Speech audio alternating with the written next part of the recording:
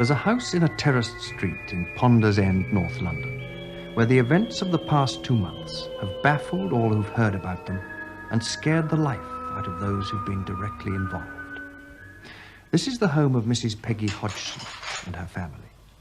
At the moment, the children are being looked after by relatives because Mrs. Hodgson is ill in bed.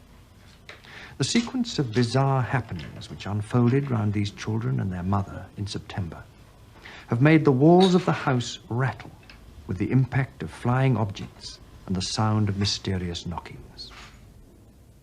Soon a second family was drawn into the action, the next-door neighbours, Peggy and Vic Nottingham. We'd been sitting listening to the knocking, and the woman next door, she called me in. We couldn't make out what it was. I heard the knocking as I walked in the front door, but I went all over the house, checked it, checked the walls, checked everything. Just couldn't make out what it was. So in the end, I thought to myself, well, there's only one thing. I'll call the police. One of the 2 police officers sent to investigate made the following remarkable statement about what they heard and saw in this living room. There were 4 distinct taps on the wall, and then silence. About 2 minutes later, I heard more tapping from a different wall. The other police constable checked the walls, attic, and pipes, but could find nothing to explain the knocking. The eldest son of the family pointed to a chair next to the sofa. I then saw the chair slide across the floor. It moved approximately 3 to 4 feet and then came to rest. I checked the chair, but could find nothing to explain how it had moved. The police definitely wanted to get out of the house. How could you tell? They was as frightened as I was. And then the second night we went back in there again, and we got the same reactions again. We got this knocking. And then this here Lego. I witnessed a box of Lego underneath a chair, but I walked into the room. As I walked into the room, the Lego began to fly. But where it was coming from, I don't know. One piece hit me on the arm. And did it hurt? Oh, it brought a lump up. It caught me on the elbow, and it brought a lump up. And as I one say, tiny little piece? One tiny little piece of Lego. Now, it's not much bigger than 3/4 of an inch. But it caught me on the elbow, and as I say, it brought a lump up.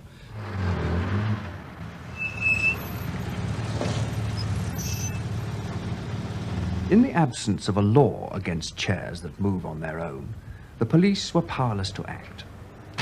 So the neighbours called in the man from the Society for Psychical Research. Maurice Gross is an inventor who devotes his leisure to investigating the supernatural. Since coming on the case, he's made several recordings of what he says are unique examples of a poltergeist in action. Tapes can, of course, be faked, but in this one, recorded in a bedroom after the family had gone to bed, the reactions of the Hodgson children to some very strange occurrences seem totally genuine.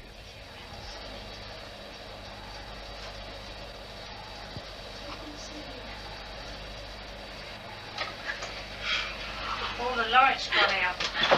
Oh.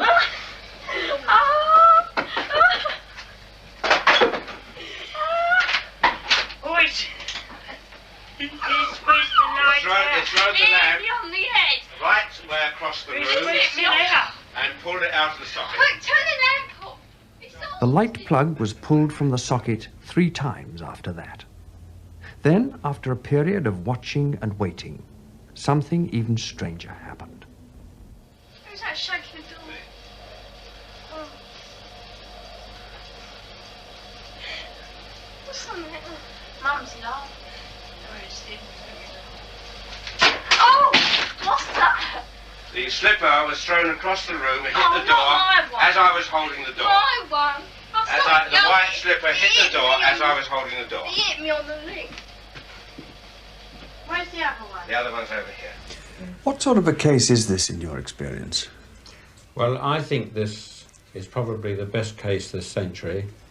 In fact, as far as documentation is concerned, it may be the best case of all time. What special aspects make it so? Well, the entity itself has been very, very violent at times, and of course the witnesses and the documentation have been excellent.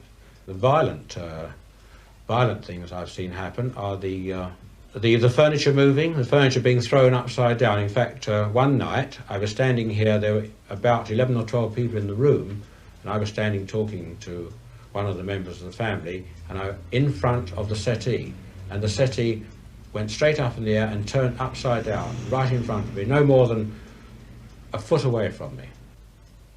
What particular tape stands out in your mind? Well, I think one particular tape that stands out in my mind is the incident where I was communicating with it quite a long while, very seriously, and then something happened which was very funny indeed. Knock. 1 for no and 2 for yes. Are you a male spirit? 1 for no and 2 for yes. 2. There's 2. You are a male spirit. Did you used to live in this house? You did. Was it more than 50 years ago? Yes. Did you die in this house? Did you pass on? You did pass on in this house. Now, why are you here? Are you unhappy? You're not unhappy. But why are you here? Is it because you want to give us a special message? No. You don't want to give us a special message. Are you having a game with me? Oh, right. Oh, crumbs. As I asked the question, are you having a game with me? It threw the cardboard box and the pillow right at my face. Well, thank you very much. That was a very good answer. And we was all just standing in the kitchen, all of us together. And then all of a sudden a pool of water come from nowhere in the middle of the floor in the kitchen. And then we heard the toilet chain pull. And there was no one at all out in the toilet. We was all in the kitchen. And the door opened in the toilet. Then the chain went. And as we walked out there, the toilet brush came from the thing what it was in, the container. And the brush just come up and settled on top of the toilet. Just like that, as if someone had just got in there, pulled the chain and then took the brush up and to wash the toilet. And the doors, well, and then the bathroom door opens and the kitchen table has just tipped up. And there's Janet, one of the girls, she's been just sitting on the chair and she's been thrown completely across the room. There's a child's chair, I bet it weighs about 10 pounds, padded one with metal legs. And the child is sleeping in a single bed one side of the room, and I was sitting on a single bed the other side of the room, with his chair in the middle. The child went to sleep, and all of a sudden she got a little bit restless. Well, just after that, his chair was lifted off the ground, and it was thrown about 9 foot through the air, a good 9 foot, for no reason whatsoever. No one was on the end of it. Didn't touch no one. Just went a straight line down the room. And what did you do? I ran out the room again. You know, I mean, when you see these things, there's nothing on the end of them. You begin to shake. The third family to be caught up in the story was John and Sylvia Burkham, who live a few doors away. John is Mrs. Hodgson's brother, and he and Sylvia have spent hours at the Hodgson's house, trying to help them through all the unexplained goings-on. But they've had plenty of shocks of their own. Now, what happened in this bedroom? Well, I heard a noise downstairs. I come up, and there was the eldest girl on the floor. But the other one's missing. So I look under this bed, I look under this one, and as I stand up, I see it. There she is, across this radio, one leg in the air, and her head hanging down. Just to prove that I wasn't mad, I yelled for my wife to come up to see what I have just seen. But she was asleep. As a roof repairer, Vic Nottingham is used to tall stories. But he never thought he'd play a leading role in one like this. I've got one chap at work, for instance, and he says to me, how's your ghost getting on? Now, I mean, it's no good talking to a chap like that. because he's got no reaction on it whatsoever. He thinks that I'm going round the bloody bend, like, you know what I mean? But do you think you are?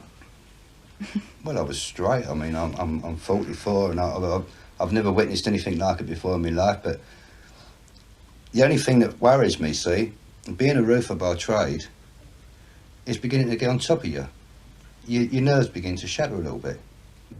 In every story of things that go bump in the night, there are two possibilities. One, that it's a hoax. Two, that there's something going on beyond the grasp of the human mind. If this is a hoax, it means that some of the 17 people who've seen things have been playing an elaborate and twisted joke on the others. If it isn't a hoax, it means that either those 17 people have all been having hallucinations, including the police, or this is the best documented ghost story of all time. Can you tell me why you are upsetting this family?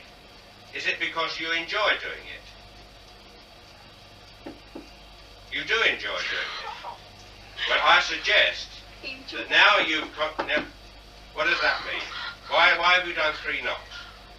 Now, I ask you the question again. 2 knocks for yes, and 1 knock for no. Now, yes, that's right, you understand. Now, do you enjoy upsetting this family? You do? Well, now, will you please go away? Because I think you've had enough of your jokes. You won't go away. But I would like you to go away, and go away because I think you've been upsetting this family long enough, and it's time you went away. You understand me? Please go away. Yes, you must go away. It's absolutely essential that you go away.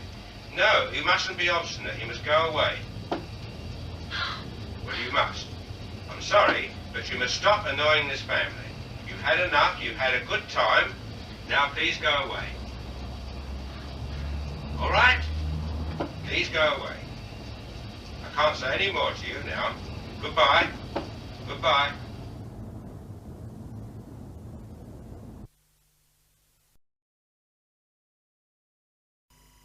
These teenage sisters believe they're haunted by a poltergeist. I was going to ask the same question as I asked earlier. How many voices are there? 600. 600 the voices. I know the joke. How many really are there, Margaret? I think so far we've had 10 3. Sensible voices, but the rest of the names are absolute rubbish.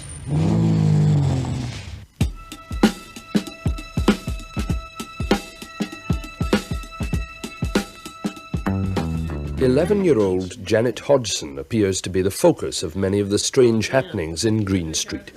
But they also affect her 14-year-old sister, Margaret, and their younger brother, Billy. One of the first manifestations was when Lego bricks began to fly at high speed around the living room.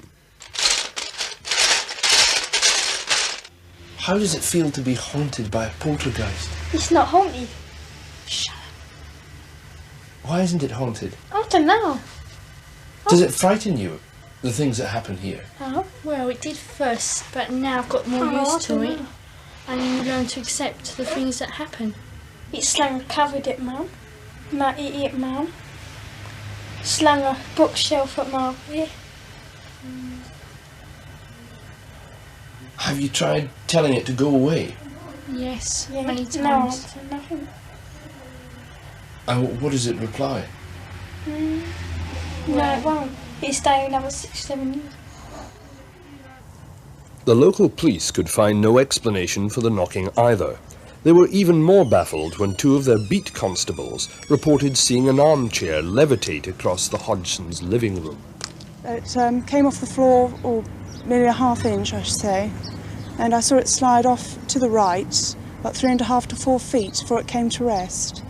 I checked to see whether or not it could possibly have slid along the floor. I placed a marble on the floor to see whether or not the marble would go in the same direction as the chair did, and it didn't roll at all. I checked for wires under the cushion of the chair, and I could find no explanation at all.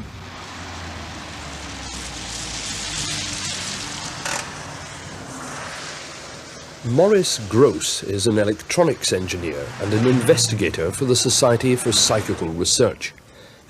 Over here was Janet, and over here, in this bed here, was Margaret. It was in the same bedroom a month later, with all the family present, that Maurice Gross first challenged the poltergeist to talk. And this was actually the result. You'll hear here the whistling first of all, and then the barking. And here is this noise.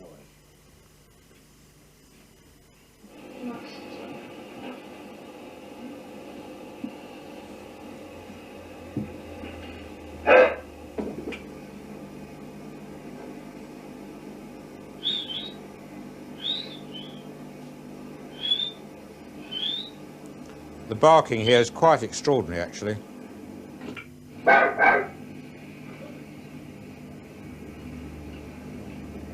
We got a doggy here. I then said to it, you can whistle. I then, as I said on the tape here, I then said to it, if you can whistle and bark and groan, then you can talk. And I asked it to actually say my name. Oh, you joking? Well, just a minute. Right, we'll try again. I want you to call out my name, my complete name, Maurice Gross. See if you can do that.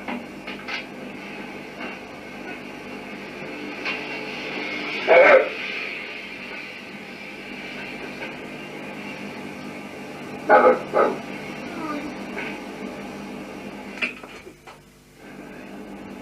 Very good. Let me hear you say my name again. Come on, let me hear you say my name.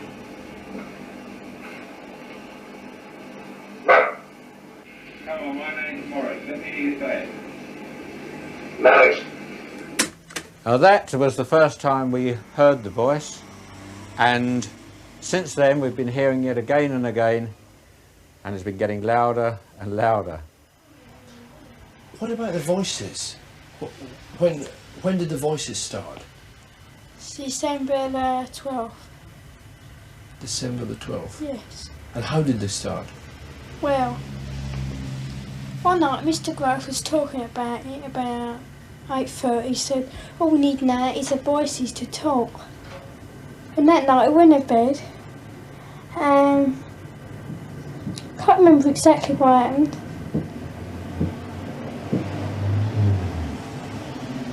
And what's that knocking? Yeah, I can hear it now. I was doing that yesterday morning and Peggy was on her own. So she come in to us because it wasn't her, she come in.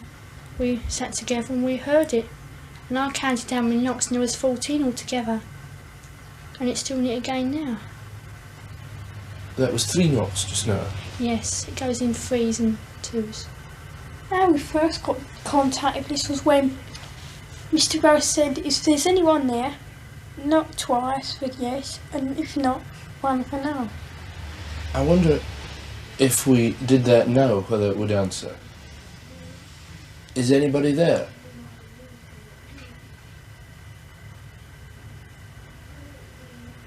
Is anybody there?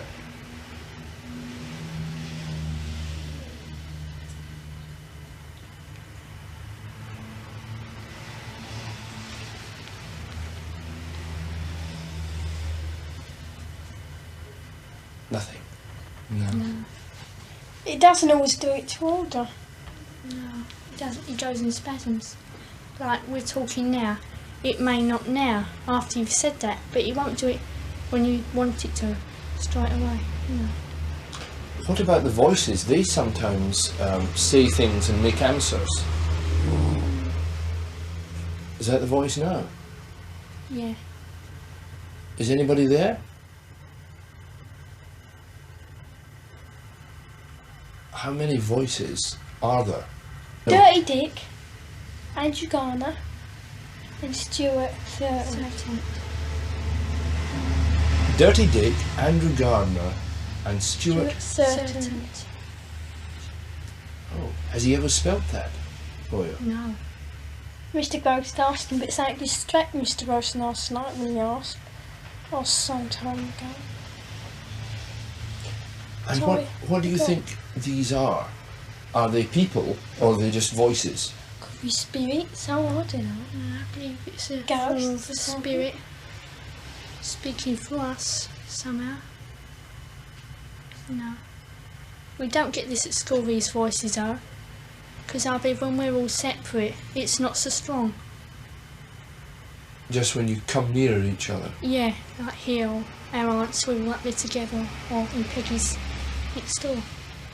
And Janet's, your voice is stronger, isn't it? It seems to be the strongest. Yeah. When you hear the voice, and it comes out, where does it come from? Here, your throat? No. Where do you feel it comes from? Back of the neck. Back of the neck. And so it must be as if it's somebody else speaking then, when you hear it? Yeah, behind us. And do you get the feeling when you hear the voice that there is a person there? Yes. Yeah. And do they tell you much about themselves? Not really, no. They just tend to growl and... play around and sort of joke and be silly. No. I wonder, do you think there's anyone there just now? Yeah, I do. Who's that? What? Who's that, Janet? Pardon? Stuart Certain. Stuart Certain, and he's one of the voices. Yeah. Why do you think he comes and speaks through you? To annoy us. Does he ever say anything nice? Well, don't know really. Shall we try and speak to him? No. We'll see if he'll speak to us. Yeah. Is anybody there? No. Who's there? Doctor Who. Doctor Who?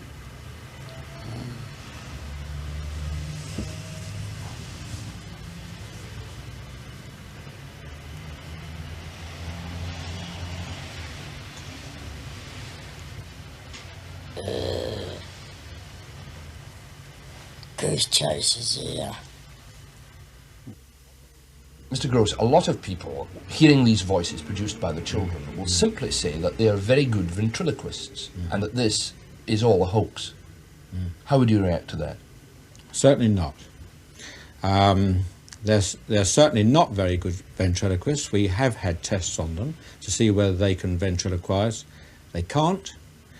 To keep up this particular type of voice for any length of time without damage to the vocal cords is absolutely impossible. I mean, there must be some hoarseness attached to it. But don't forget, these children don't do this for a couple of minutes or so. They do it for lengths of periods up to 3 hours, and without any hoarseness or sore throats whatsoever. Well, perhaps you've got something to say, son. Yeah. I'd like to know how you make this noise without bashing Janet's vocal cords to pieces. If I do it for half a minute, I get a sore throat. Joe? Guy Lyon Playfair is an author of books on the paranormal, with experience of poltergeist cases in Europe and Brazil. How do you do it, mate? God, I reckon hours. Don't you ever get a sore throat, Janet? No. Sure. Yeah. You never get pain in the back of the neck or something? No. Oh, what do you mean? I'm sorry, I'm not with you. What? I feel... Oh, you with me now? With you? Sensation in the back of the neck, yeah. Well, tell us about that. I don't know how to No, tell me explain about that. You get it now? It's buzzing in the back of the neck. Yeah. Do you feel it vibrating as if it was sort of... No, like someone Someone got what? their hand on the back of my neck like that. Poltergeists seem to thrive on an atmosphere of tension that is partly sexual. The fact that most of the focuses are adolescents seems to contribute to the mischievous nature of the effects, leading some to suggest that the kids are faking or enjoying a laugh at the expense of the investigators. But to create all the bizarre effects that went on in this house either involves a gigantic conspiracy with the neighbours or a disruption in our laws of mind and matter.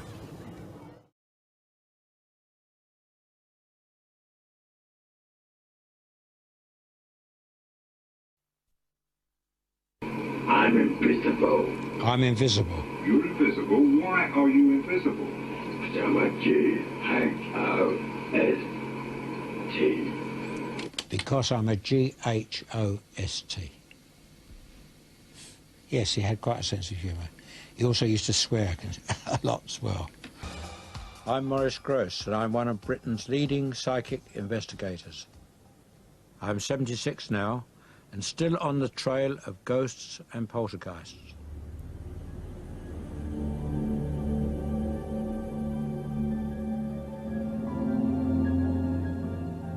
In 1977, I led a team which investigated what is now regarded as the world's most famous poltergeist case, the Enfield Poltergeist. It became world headlines at the time, mainly because of the strange, gruff voice that came from a girl called Janet.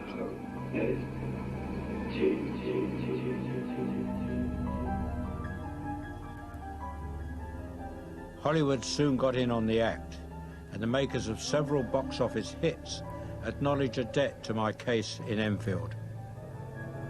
I've never been able to forget that voice. He called himself many names, but mostly Bill or Fred. I still listen to the 180 hours of tapes I recorded during the investigation. Bow, bow, bow, the pub. Check is down the street. Merrily, merrily, merrily, merrily, lovely pub to trade. Now now. This voice is coming from an 11-year-old girl. Well, perhaps, Guy, perhaps you've got something to say to them. Yeah. I'd like to know how you make this noise without bashing Janet's vocal cords to pieces. If I do it for half a minute, I get a sore throat. Goose chases here. And we found that on analysis, the voice was not made by the larynx, the voice box, but by the false vocal fold, which is above the larynx. And you only use that when you lose your voice and you talk like that. Well, if you talk like that for more than a couple of minutes, you start getting a sore throat. Talk like that for 5 minutes or so and you're going to start doing damage to your throat. And yet this voice used to speak up to 3 hours at a time. Not continuously, of course, but up to 3 hours at a time without the girl showing any distress at all. Absolutely remarkable. The voice was just part of it. The girl levitated, going from horizontal to vertical in a sixth of a second. Furniture was thrown around the rooms. The house was swarming with journalists. But after 4 days, they were baffled and frightened and called my team for help. A policewoman gave a sworn affidavit of the extraordinary activity she witnessed. Even the ghost chipped in. The death certificate confirmed the truth of what the ghost was saying. Many objects materialised out of thin air. Spoons were bent. Fires broke out spontaneously in the impoverished family's home. The family had to endure practically every known phenomena in a poltergeist case. They were traumatised. They didn't benefit financially and were ostracised by many of their local community. The Enfield Poltergeist menaced that family for 18 months. It nearly destroyed their lives. I'm going back to see them for the first time in 20 years. Janet, the girl at the centre of it all, prefers to remain anonymous, but I spoke to her mother and sister. Well, here I am at this famous house in Enfield, and here you see Margaret and her mother, who were very, very involved in this case. You remember the day I first came? Yes, I remember, Mr. Gross, and you was on the case ever since then, onwards, and you saw everything and took note and explained to us You remember when the reporters and journalists were here, how did they carry on? I could see the fear in some of their faces also, and they probably could sense that we was dead scared and wanted to run out any minute. I know I did. My sister did, I know that. I remember one of them came in and he explained to me that I'd got a poltergeist in the house. And I said, what on earth's that? And I nearly fainted when he told me. I didn't even know what it was. In fact, I don't think any of us did. And we couldn't even say the word poltergeist until Mr. Groves from Psychical Research explained how to say poltergeist. That's me. and also what it actually meant in, was it German? Was it? Yeah, poltergeist, noisy spirit. In the meaning of it. Also, yeah. which he explained to us. What do you say to people who say to you, with you children playing around, what do you say about that? I say that's a matter of opinion. If you haven't experienced it, you're going to say that. But it did really happen. It upsets me deep down to think that they can't give us an open mind, the ones that just put it down completely. But all I can say to them is I wish they could experience the same thing as what we went through. They certainly wouldn't say it was false or fake or it was child playing or anything of that kind. The welfare of people at the centre of poltergeist activity is very important. I believe that most poltergeist activity is actually caused by very high levels of stress. Occasionally you get paranormal entities interacting with this. And this is what I think happened at Enfield. I haven't spent all my years searching for the paranormal. Like everybody else, I had a normal life to lead. When I left school, I was a commercial artist. I did 2 years apprenticeship. You can see on the pictures on the wall, well, actually they are my pictures that I have done. I turned into quite a good commercial artist, in fact. But then the war was looming, and I joined the Royal Artillery, super heavy guns. We had to make a hasty retreat back to Dunkirk, with of course thousands of other troops. And we were bombed and blitzed to hell there. It really was rough going. I suppose I was one of the reasonably lucky ones. I got off on a destroyer. I met Betty at a tea dance in Marble Arch. Always very taken with her right from the word go. And it was on a Sunday, and I met her on a Sunday, proposed to her on the Thursday, and in 10 weeks we were married. Because everybody said at the time, oh, these war marriages, it would never last, it would never last. Well, I don't know, perhaps it won't. I mean, it's only 51 years now, so I suppose I think I can say it lasts. We've had a good life.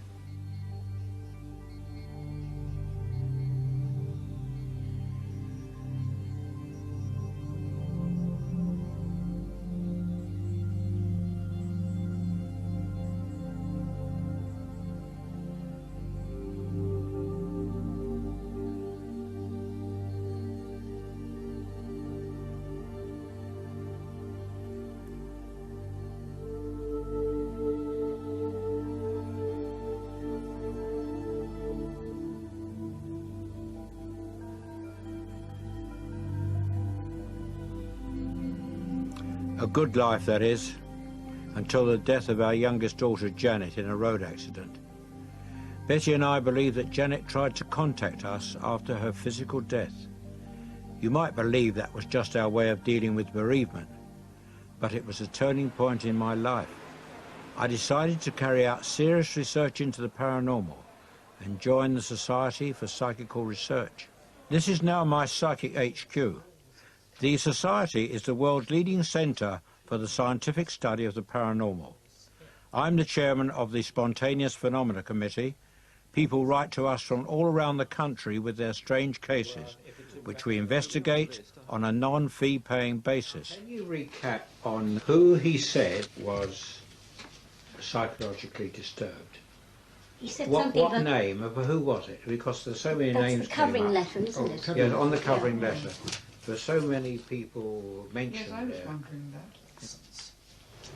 Expert in the early 60s and a retired university lecturer. Well, I think we can dispense with that case then, yeah.